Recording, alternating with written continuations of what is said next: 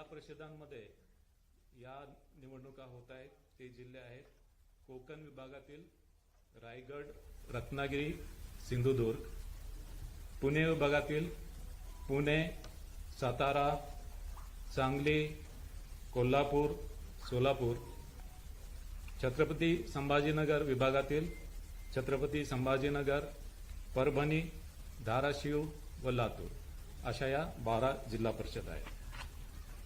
या निवडणुकामध्ये प्रत्येक मतदाराला 2 मते देणे आवश्यक आहे। यामध्ये 1 मत त्याला जिल्हा परिषद निवडणूक विभागासाठी द्यावं लागेल आणि 1 मत पंचायत समिती निर्वाचक गणासाठी द्यावं लागेल। या निवडणुकीमध्ये नामनिर्देशन प्रक्रिया ही ऑफलाईन पद्धतीने राबविण्यात येणार आहे।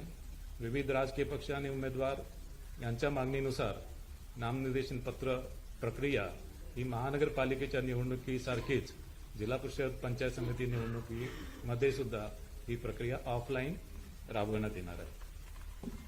या निवडणुकीमध्ये ज्या जागा राखीव आहेत त्या राखीव जागेवर जात वैधता पडताळणी आवश्यक आहे आणि जात प्रमाणपत्र आणि जात वैधता पडताळणी ही नामनिर्देशन पत्रासोबत दाखल करणं आवश्यक आहे। मात्र एखाद्या उमेदवाराकडे जात वैधता प्रमाणपत्र नसेल तर त्यांनी जात पडताळणी समितीकडे केलेल्या अर्जाची सत्यप्रत किंवा त्याच्याकडे अन्य कोणताही पुरावा असेल की त्यांनी अशा जात पडताळणी समितीकडे अर्ज केला त्याची प्रत त्यांनी सादर करणं आवश्यक आहे। मात्र निवडून आल्यावर त्याला 6 महिन्याच्या आतमध्ये जात वैधता प्रमाणपत्र सादर करणं आवश्यक राहील आणि 6 महिन्याच्या आतमध्ये त्यांनी जात वैधता प्रमाणपत्र सादर नाही केलं तर त्याची निवड ही पूर्वलक्षी प्रभावाने रद्द होईल।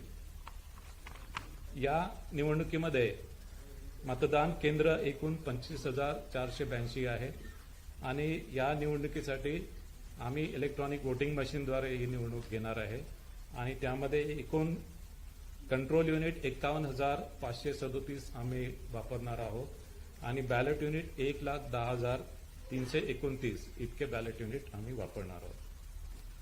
या निवडणुकीमध्ये एकूण मतदान केंद्र हे 25,482 असतील आणि या सर्व मतदान केंद्रावर अश्युअर्ड मिनिमम फॅसिलिटी वीज, पिण्याचे पाणी, सावलीची सुविधा, शौचालयाची व्यवस्था या सर्व करण्यात आलेल्या आहे।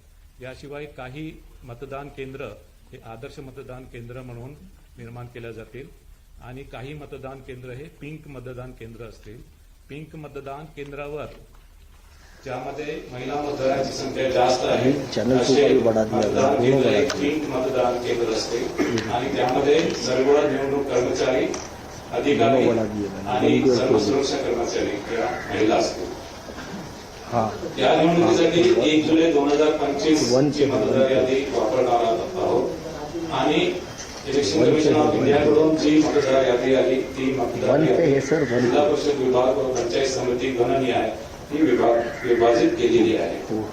3 नोव्हेंबर 2025 रोजी अंतिम मतदार यादी प्रसिद्ध झालेली आहे आणि 27 नोव्हेंबर 2025 रोजी मतदान केंद्रनीय मतदार यादी ही प्रसिद्ध झालेली आहे।